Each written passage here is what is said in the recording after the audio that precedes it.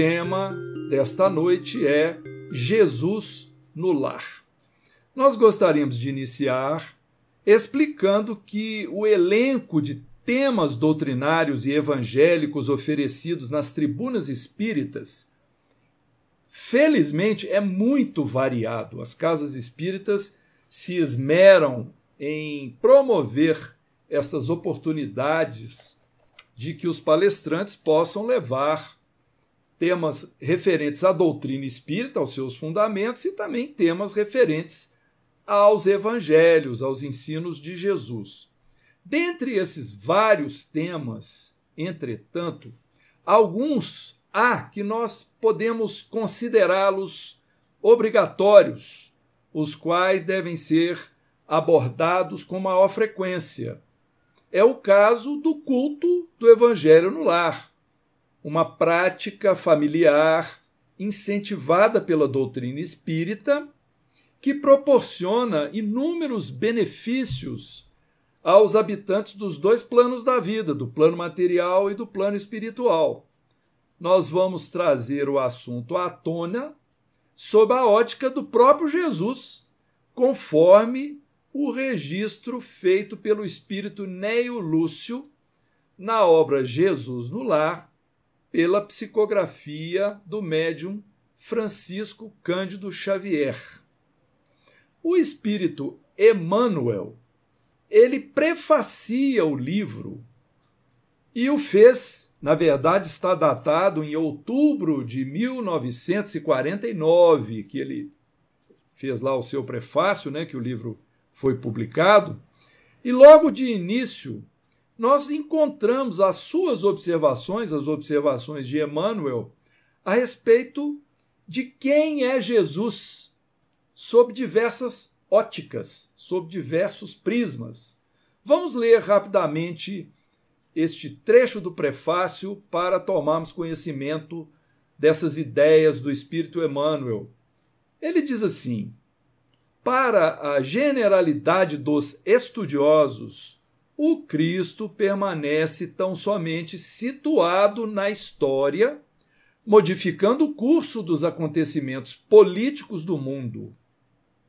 Para a maioria dos teólogos, é simples objeto de estudo nas letras sagradas, imprimindo novo rumo às interpretações da fé. Para os filósofos, é o centro de polêmicas infindáveis. E para a multidão dos crentes inertes, é o benfeitor providencial nas crises inquietantes da vida comum. Ora, vamos então repassar esse início do prefácio de Emmanuel para compreendermos um pouco mais o que ele quis dizer. Então, primeiro ele fala a respeito de que muitos estudiosos consideram Jesus simplesmente como um marco histórico político. É um homem histórico. Para muitos teólogos, a teologia é o estudo de Deus, estudo do que nos leva a Deus, é apenas uma fonte de interpretação das letras sagradas, das quais se desdobram diversas expressões da fé. Para certos filósofos, Jesus deixou um legado para polemizar a existência humana.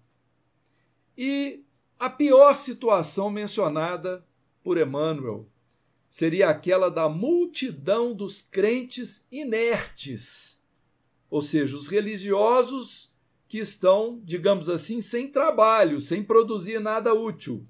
Ou seja, a maioria dos religiosos acomodados, que se valem do caráter benfeitor do Cristo para dele obterem favores gratuitamente, sem o esforço próprio. Prosseguindo no prefácio do livro Jesus no Lar, Emmanuel explica o seguinte: todavia, quando o homem percebe a grandeza da Boa Nova, compreende que o Mestre não é apenas o reformador da civilização, o legislador da crença, o condutor do raciocínio ou o doador de facilidades terrestres, mas, acima de tudo, o renovador da vida de cada um. Então, nesse trecho, Emmanuel volta a se referir aos estudiosos, aos teólogos, aos crentes inertes, aos filósofos, e explica que, acima de todos esses pontos de vista, dessas personalidades que ele mencionou, está o Cristo como sendo o nosso grande renovador. Então, nesse contexto, o Cristo Jesus é a força divina e motivadora, capaz de influenciar e impulsionar a humanidade a uma experiência mais plena de saúde e felicidade em sua caminhada pela estrada do progresso espiritual em direção a Deus. Então, nesse sentido, Jesus é o Salvador, mas não porque ele venha nos eximir de assumir as nossas responsabilidades, mas ao contrário, é porque ele vem nos ensinar o que e como fazer para nós mesmos alcançar a nossa própria salvação. E que salvação é esta? É a vida espiritual futura, sem penalidades e sem condenações. Ou seja, o esforço próprio pelo progresso espiritual. O Espírito Emmanuel, que prefacia o livro Jesus no Lar, prossegue então no texto do prefácio, dizendo o seguinte: atingindo esse ápice do entendimento, a criatura ama o templo que lhe orienta ao modo de ser. Contudo, não se restringe às reuniões convencionais para as manifestações adorativas, e sim traz o amigo celeste ao santuário familiar, onde Jesus, então, passa a controlar as paixões, a corrigir as maneiras e a inspirar as palavras, habilitando o aprendiz a traduzir-lhe os ensinamentos eternos através de ações vivas, com as quais espera o Senhor estender o divino reinado da paz e do amor sobre a terra. Quando o Evangelho penetra o lar, o coração abre mais facilmente a porta ao Mestre Divino.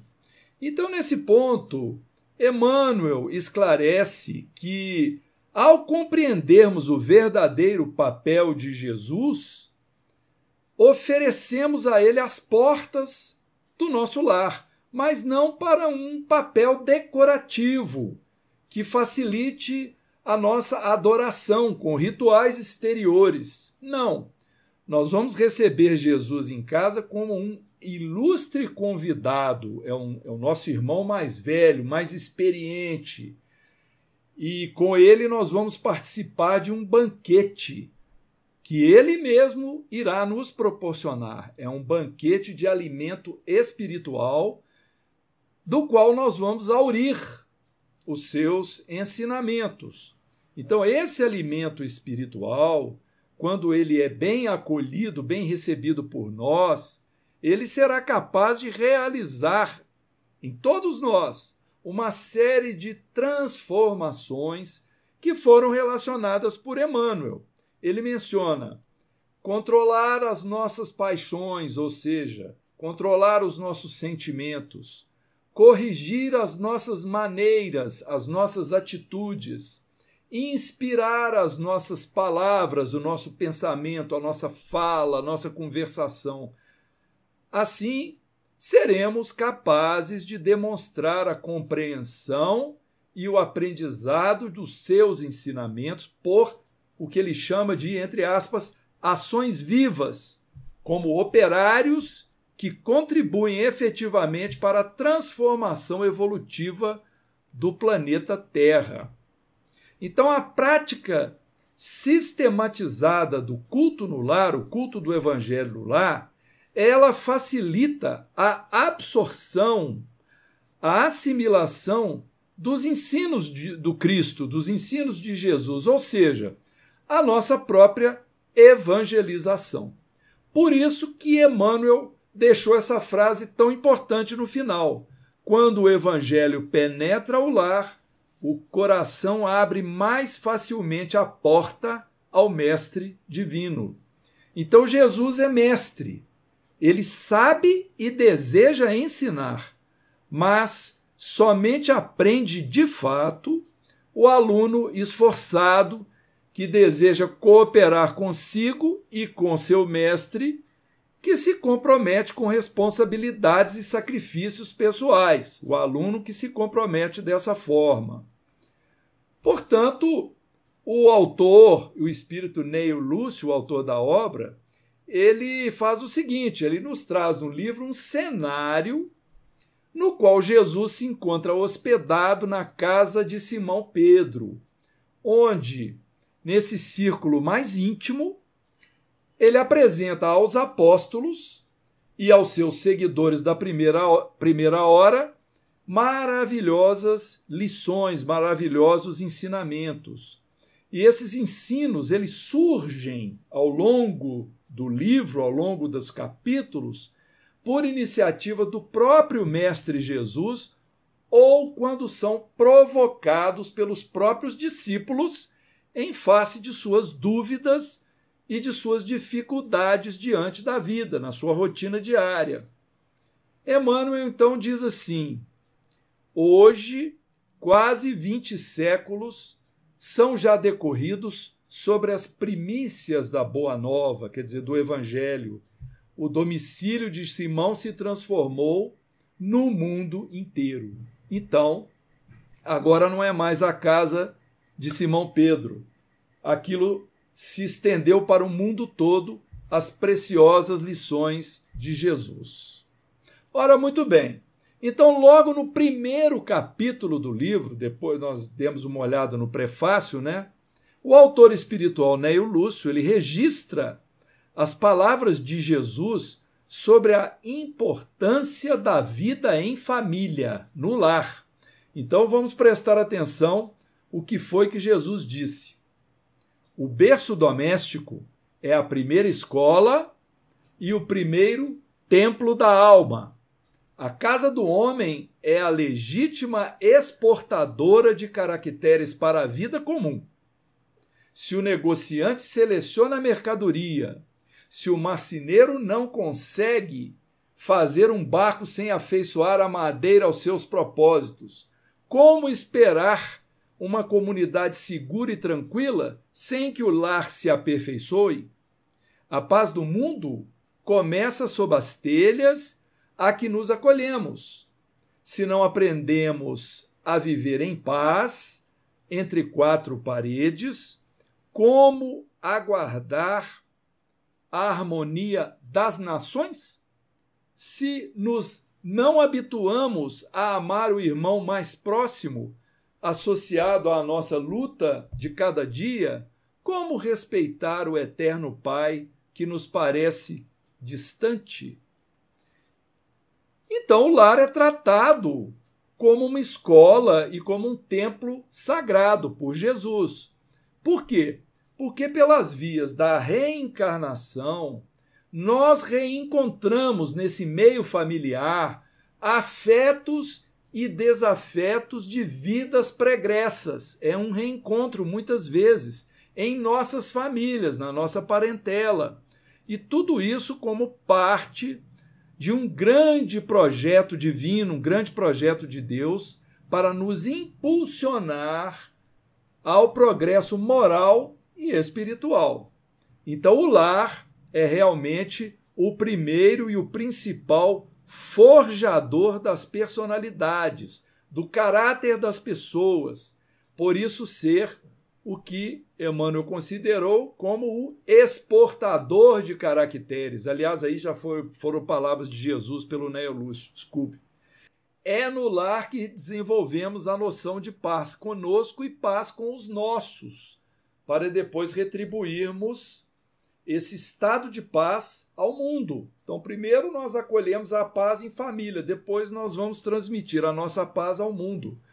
Por isso, Jesus deixou até muito claro naquela última bem-aventurança de Mateus, bem-aventurados os pacificadores, porque serão chamados filhos de Deus. Então, os pacificadores são os verdadeiros representantes de Deus, eles já se encontram nessa condição. Então, ser um pacificador é uma meta de progresso espiritual nosso, na direção de alcançarmos o reino de Deus em nós mesmos. Sem amor ao próximo, não há amor verdadeiro a Deus. Porque o grande mandamento da lei é esse, não é? Que Jesus deixou para nós: amarás o Senhor teu Deus de todo o teu coração, de toda a tua alma, de toda a tua inteligência. Este é o primeiro e maior mandamento. E eis o segundo, que é semelhante a este, igual, do mesmo valor: amarás o teu próximo como a si mesmo. Então, sem o amor ao próximo, não há o verdadeiro amor a Deus. E para que a gente compreenda e possa praticar esse amor com naturalidade, nós precisamos nos envolver com esses ensinos de Jesus. Estudar, assimilar, aceitar, praticar. E isso vai ser muito importante para as nossas vidas, para o nosso lar. Agora nós gostaríamos de fazer uma leitura breve de um extrato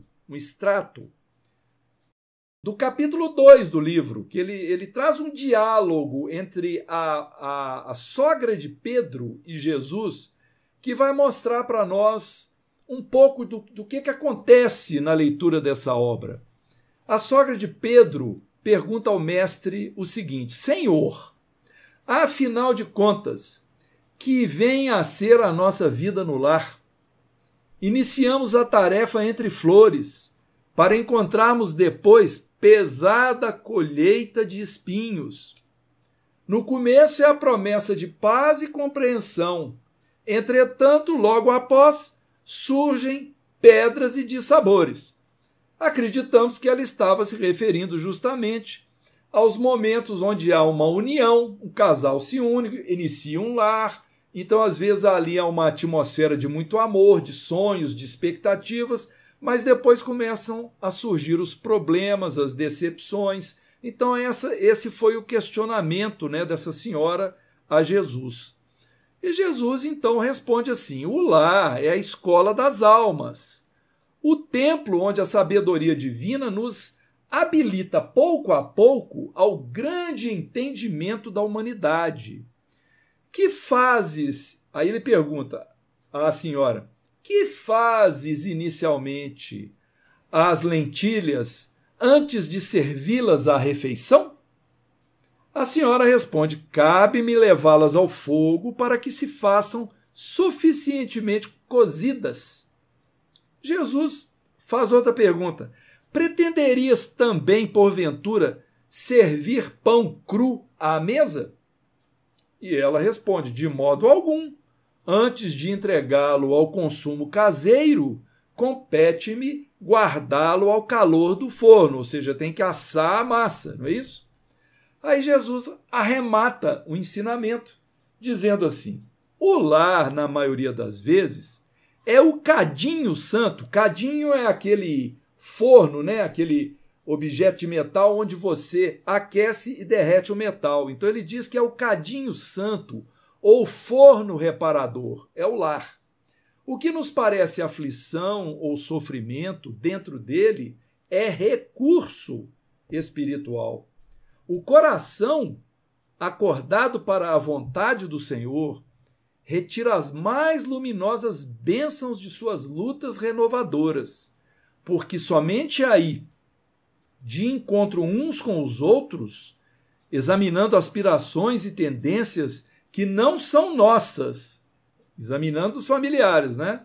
Observando defeitos alheios e suportando-os, aprendemos a desfazer as próprias imperfeições. Olha a lógica de Jesus.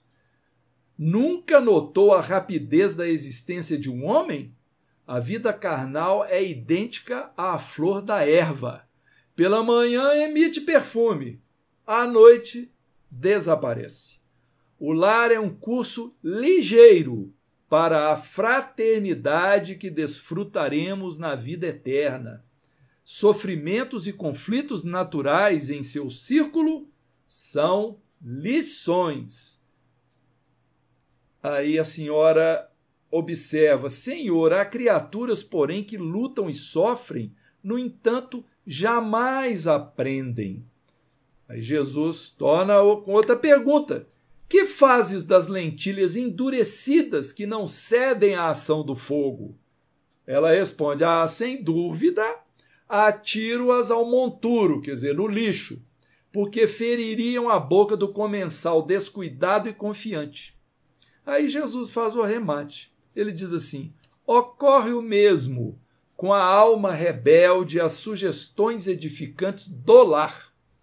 A luta comum mantém a fervura benéfica. Todavia, quando chega a morte, a grande selecionadora do alimento espiritual para os celeiros de nosso Pai, os corações que não cederam ao calor santificante, mantendo-se na mesma dureza dentro da qual foram conduzidos ao forno bendito da carne, serão lançados fora, a fim de permanecerem por tempo indeterminado na condição de adubo entre os detritos da natureza. Olha que importância que Jesus dá, não apenas para o lar, mas como para todos os problemas que o lar oferece para nós como obstáculos a serem vencidos. É como se fosse o fogo benéfico que está cozendo o alimento, ou seja, está preparando o nosso espírito, porque é justamente através da prática, das práticas, né? Do perdão, da paciência, da tolerância, da boa vontade, e tudo isso, né? Do aprendizado, do interesse, da caridade, através disso que muitas vezes nós encontramos aí dificuldades, né? É que o nosso espírito vai se enobrecendo quando ele procura aceitar, viver e passar da melhor maneira possível por essas lições. E ele dá o exemplo da lentilha, que apesar de todo o fogo, ela não cozinha, fica aquele grão duro que tem que ser jogado fora. Então Jesus faz disso aí uma metáfora, né, uma ilustração, uma analogia, para explicar que aqueles de nós na reencarnação que não aceitarmos as lições que os lares, as famílias nos oferecem, vamos virar, como ele diz, detritos da natureza, ou seja, vamos ter de ficar um bom tempo sem podermos evoluir, talvez em sofrimento no campo espiritual, até nós encontrarmos, sei lá quando, uma nova chance pela reencarnação de retornarmos e, com certeza, temos de repetir as lições que não aprendemos. Ora, então, entendemos até o momento que nós já demos uma bela ideia do que seja esse livro, né, Jesus no Lar, a grandiosidade do prefácio de Emmanuel, mostramos como que o Espírito, né, e o Lúcio desenvolve as lições dialogadas e assim vai por todo o livro, né, os discípulos trazendo problemas que eles encontram na rua, no comércio, no relacionamento com outros religiosos, com seus colegas ali, com seus pares, e Jesus sempre deixando lições maravilhosas, fazendo comparações com a natureza, com as pessoas da época, né, que ele viveu, que são também os ensinos em formas de parábolas, né? Mas vamos interromper nesse ponto para a gente falar um pouco dessa prática do culto no lar. O que é o culto no lar, afinal de contas, para o espírita? Porque culto muitas vezes sugere aquele momento de um ritual adorativo, né? Com imagens, com incensos, com velas. É o culto, né? Com vestes especiais, altares. Mas o culto do Evangelho não é nada disso, não é ritual com o objetivo de adoração.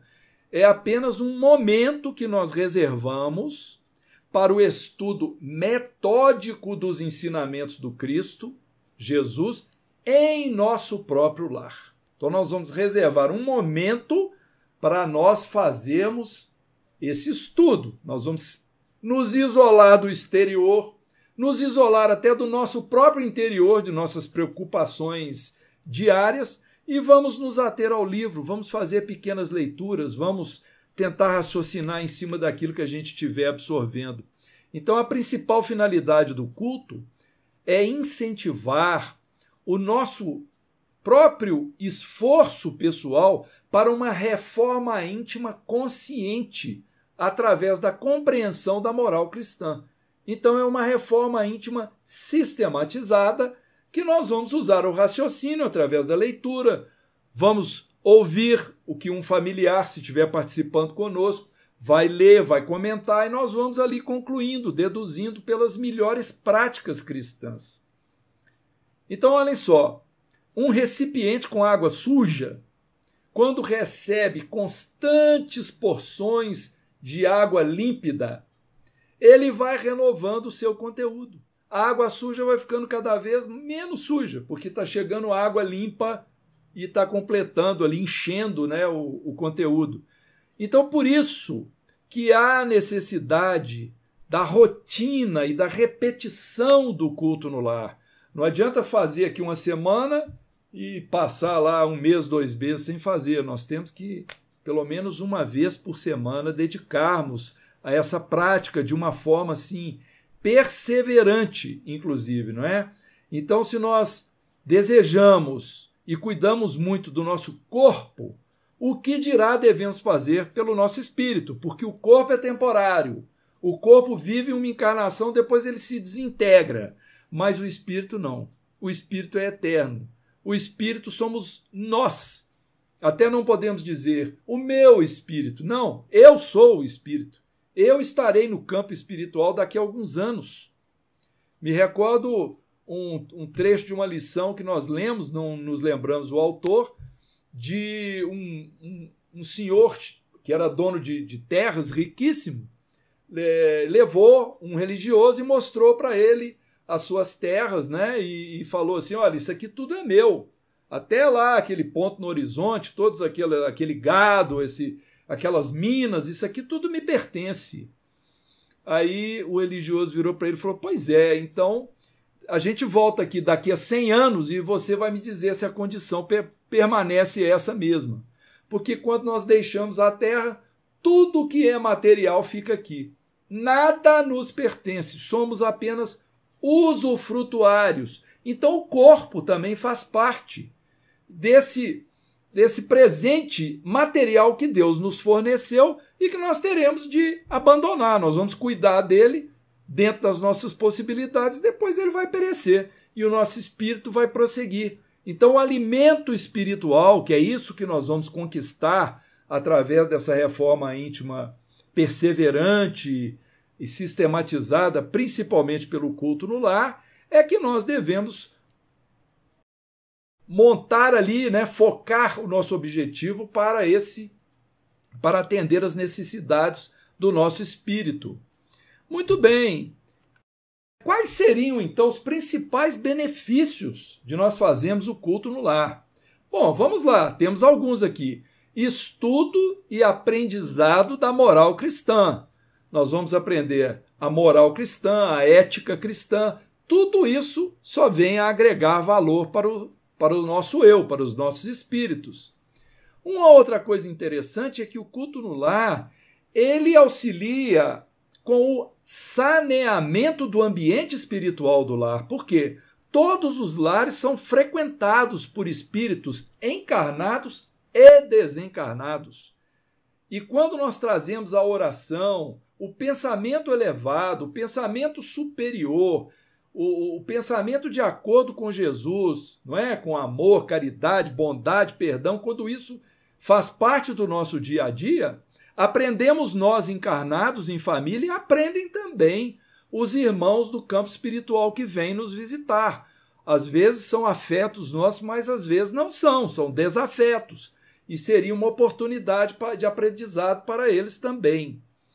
Outro benefício do culto é que, através desse aprendizado, nós vamos conquistando um fortalecimento para enfrentarmos as nossas dificuldades. Então, nós vamos desenvolver mais a nossa fé, a nossa força de vontade, a nossa esperança, quando nós vamos estudando todos os ensinos, né, a vida do Cristo.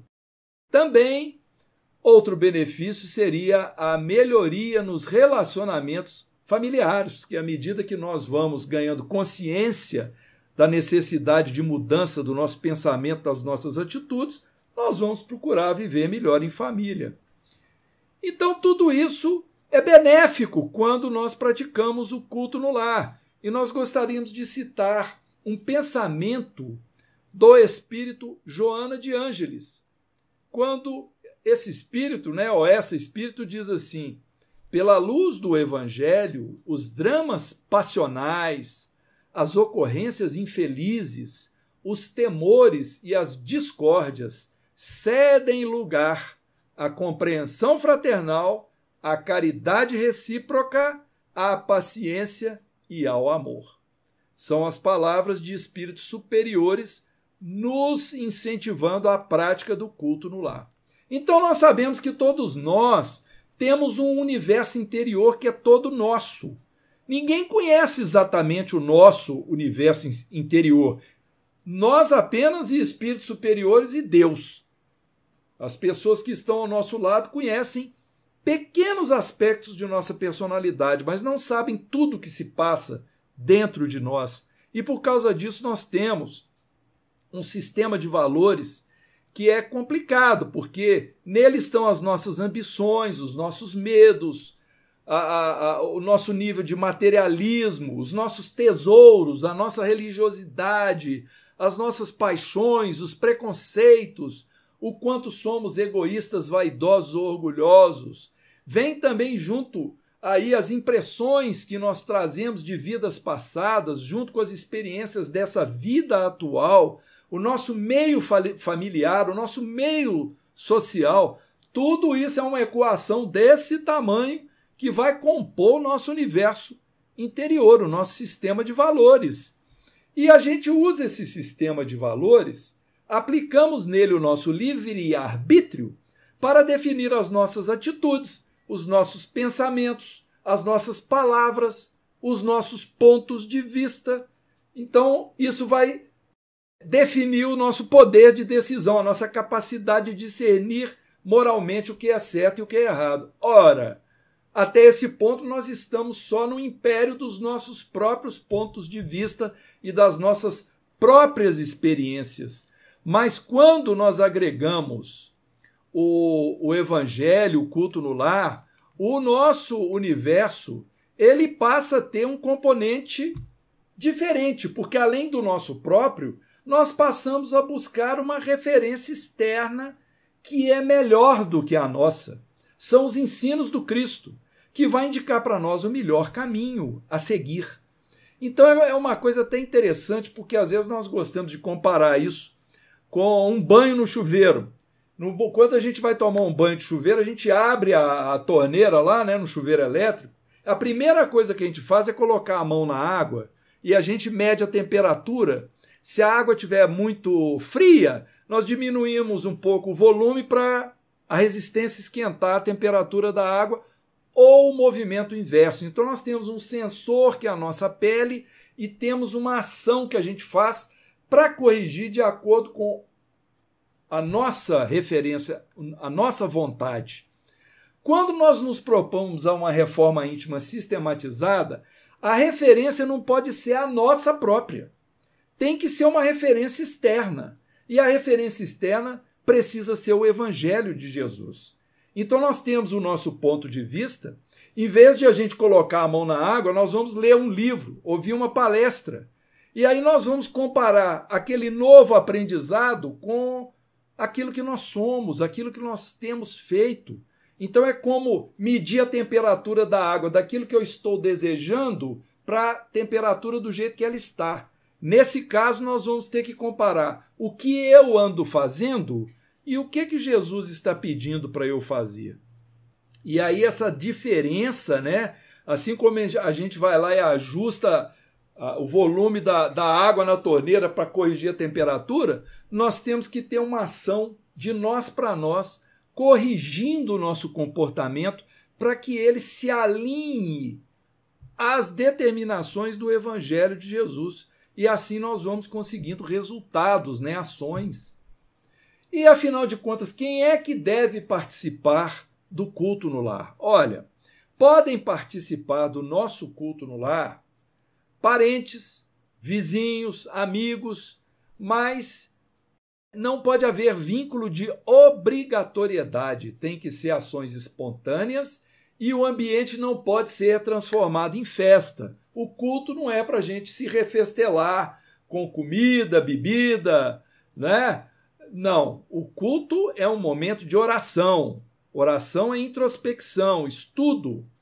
E as crianças também podem participar. Naturalmente, nós citamos aqui, antes de falar das crianças, falamos de parentes, vizinhos e amigos. Mas é importante que essas pessoas estejam, vamos dizer assim, alinhadas e coparticipando dos nossos objetivos em termos religiosos. Por exemplo, se nós queremos seguir a linha do espiritismo, então fica complicado realizar um culto se nós trazemos para o nosso estudo pessoas que têm outras crenças e que podem entrar em debate ou em antagonismo conosco. É preferível todos tentando absorver o alimento único para todos nós, para cada um de nós. E aí estávamos dizendo sobre as crianças, que elas devem também ser incentivadas a participar, e para elas nós vamos reservar um tempo especial dentro do culto, normalmente no início dele, em função da idade e do amadurecimento das crianças. Se não houver nenhuma companhia de encarnados, nós vamos realizar o culto sozinho, entre aspas, como encarnados, porque vai haver sempre a presença de desencarnados conosco.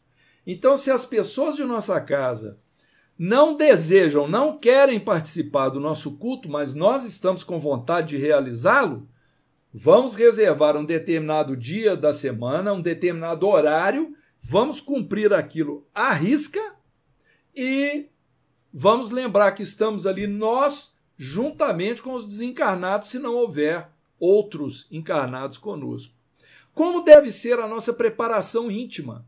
Olha, especialmente no dia do culto, a gente deve procurar manter um equilíbrio físico, mental, espiritual, evitar bebidas alcoólicas, alimentação pesada, esforços que tragam fadiga mental, brigas, discussões, condutas inadequadas. Dia do culto, não tem cabimento uma briga no trânsito, uma briga com o vizinho, né? Ou vamos fazer aqui até uma coisa mais hilária, comer uma feijoada, né? Tomar uma bebida alcoólica, ficar com o estômago cheio, com a cabeça perturbada com álcool. Como é que nós vamos fazer um culto no lar, estudar? Não tem condição. Como é que espíritos vão aproximar, né, os benfeitores de nós? Seria uma irresponsabilidade. Então é preciso que haja um pouco de sacrifício em prol de nós mesmos. Então nós precisamos, na verdade, no dia do culto, buscar na serenidade da prece, na vigilância das atitudes, o apoio espiritual que o dia vai requerer.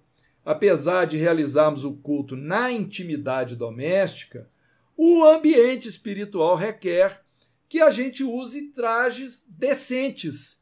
Nós não devemos fazer o culto no lar desnudos, porque vai haver presença de espíritos nos acompanhando. Então, tudo isso vai sugerir para nós um momento realmente de respeito e introspecção.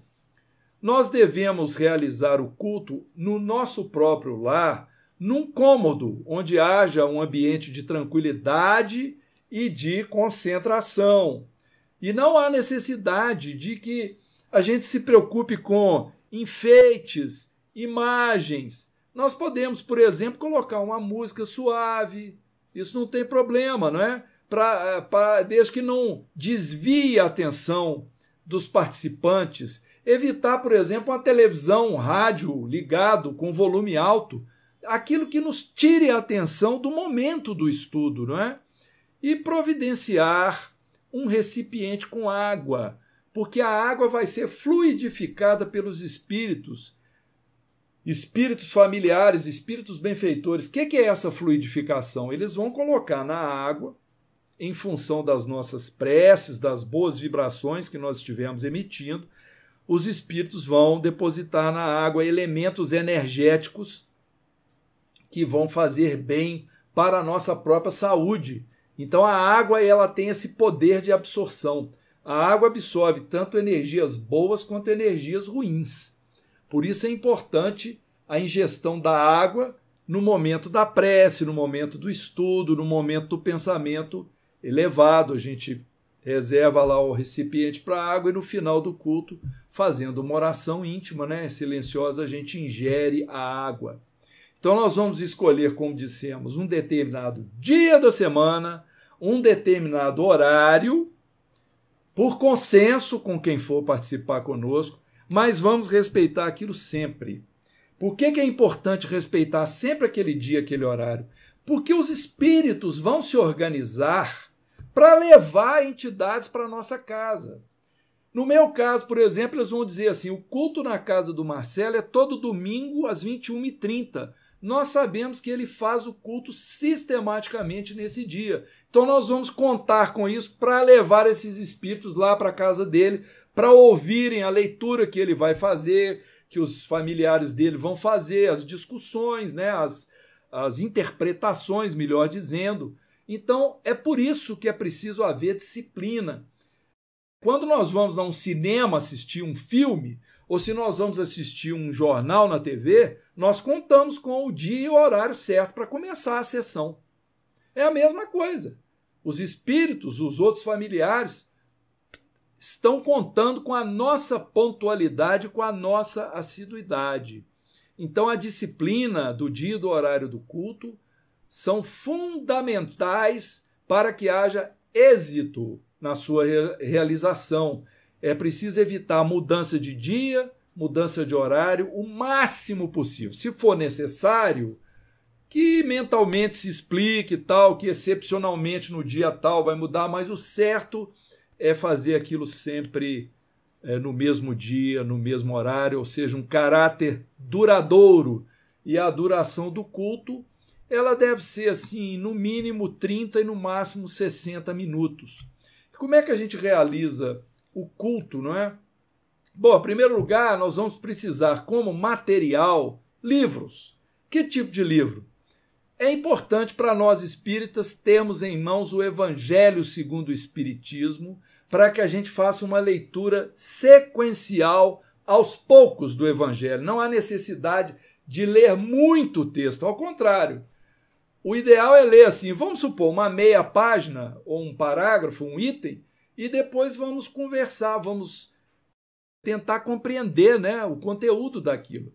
É importante, quando estivermos realizando o culto sozinhos, nós devemos ler tudo em voz alta e não acreditar que os espíritos estão lendo o nosso pensamento, porque não é todo espírito que lê pensamento do outro, não. Isso, às vezes, é só espírito muito elevado que faz. Então, pegar o livro, ler em voz alta, explicar em voz alta. Então, o Evangelho segundo o Espiritismo é importante e podemos usar outros livros, como Jesus no Lar, esse que nós estamos estudando hoje, obras de interpretação do Novo Testamento, de autoria do Espírito Emmanuel, fazer uma leitura de uma mensagem, por exemplo, os livros Pão Nosso, Vinha de Luz, Palavra de Vida Eterna, Caminho, Verdade e Vida, Vinha de Luz, Ceifa de Luz, Segue-me. Todos esses livros são diversas interpretações de versículos do Novo Testamento em geral. Para as crianças, nós usamos livros infantis, livros de moral cristã, e é necessário avaliar o livro de acordo com a idade. E nós vamos pedir, inclusive, permissão, conversamos com o nosso anfitrião da casa aí, o Geraldo, para a gente apresentar o nosso livro, o livro que nós escrevemos para a realização do culto pelas famílias com os filhos, que é esse livro aqui, É Hora do Culto. Esse livro traz uma família fictícia reunida para realizar o culto e cada lição é justamente um culto no lar que eles estão realizando. Pai, mãe, filhos, vem às vezes um vizinho, acontecem situações que vão mostrando como que as palavras de Jesus devem ser interpretadas, como é que cada situação dessa vai indicar o caminho para aquela família. E, em termos de tema, o livro percorre os principais princípios da doutrina espírita, tópicos do Sermão do Monte, tópicos do Evangelho segundo o Espiritismo, e ainda é um livro interessante porque ele traz material lúdico, ou seja, no período em que nós vamos nos reunir com as crianças, elas vão ler a lição, vão responder um pequeno questionário que vai ter no final de cada lição, tá aqui, é um teste, né? E também vão fazer um liga-liga, um labirinto. Esse livro está sendo comercializado pela editora Edusérie e é uma obra da qual nós não aurimos nenhum benefício material. Nós produzimos, ele está à venda e repercute para as casas espíritas que os adquiriram. Nós não recebemos nada em troca. Importante dizer que não é ocasião para usar livros de estudo, por exemplo. Não é hora de estudar o livro dos espíritos, porque é um momento assim de nós tratarmos de assuntos mais do nosso dia a dia, que vão ser trazidos por essas leituras que nós indicamos. E, naturalmente, se os não espíritas quiserem realizar o culto, o seu culto, devem optar por obras, né, de moral cristã, de acordo com as suas preferências religiosas. Então, o roteiro é mais ou menos assim. Preparamos a água para fluidificar, deixamos num cantinho, fazemos a prece inicial, partimos para a leitura e orientação das crianças. Depois do momento das crianças, os adultos prosseguem, as crianças podem se retirar ou ficam lá colorindo, desenhando, fazendo alguma coisa, e vem aí uma leitura sequencial em pequenos trechos do Evangelho segundo o Espiritismo em voz audível. O trecho é lido e comentado de acordo com o entendimento de cada um, é para isso mesmo, é para a gente mostrar o que entendeu. Ninguém precisa ser doutor, o culto é para ser uma coisa simples, sem complicações. É preciso haver respeito, isenção, nada de acusações, nada de um acusar o outro. Tá vendo, fulano, você faz isso? Não, não é hora disso. É hora de todos sermos humildes e aprendermos. Usufruímos de leituras complementares, como nós citamos. Podemos também fazer um momento de vibração, de prece em favor de pessoas que estão enfermas, desencarnadas. Particularmente aqui na nossa casa nós fazemos isso. Nós chegamos num momento em que a gente lê o nome de pessoas que estão hospitalizadas ou que acabaram de desencarnar. A gente tem esse momento que a gente dedica a essas pessoas. Aí nós fazemos a prece de encerramento e depois bebemos a água fluidificada. Uma vez iniciado o culto, né, gente, é bom evitar interrupções. Fazer a meia hora no mínimo ali em sequência. Evitar na hora do culto o sono, ficar dormindo, às vezes vem bocejo mesmo quando faz a leitura, né? Aí a gente se dá uns beliscões lá, a gente procura despertar ali de propósito e evitar dispersões, né? Uma pessoa está lendo, a outra está brincando com um cachorrinho, a outra está prestando atenção em alguma coisa pela janela. Não, é hora de todos estarmos concentrados nas lições para um aprendizado produtivo. Se você receber visitas no horário do culto e não for possível a participação das mesmas, avalie com cuidado se compensa prosseguir com a realização do culto ou para não ser desatencioso com as pessoas que chegaram, né? Às vezes é preferível cancelar o culto. E se a gente estiver viajando no dia do culto, nós podemos realizar o culto onde a gente estiver. Eu, aqui com a minha esposa, particularmente, a gente faz isso. Estivemos no hotel, a gente se programa para naquele dia, o mesmo horário que a gente faz aqui em casa, nós fazemos o culto lá na outra cidade. Agora está chegando o momento de nós encerrarmos. E nós gostamos sempre de trazer, sempre que possível, uma mensagem do Espírito Emmanuel sobre o tema que a gente abordou, porque o pensamento de Emmanuel ele está sempre avante ao nosso, né? Está adiante ao nosso, é superior ao nosso. Então, assim ficarão as palavras do Espírito Emmanuel e não as nossas, o pensamento dele e não os nossos. E nós escolhemos um livro talvez pouco conhecido, chamado Instrumentos do Tempo.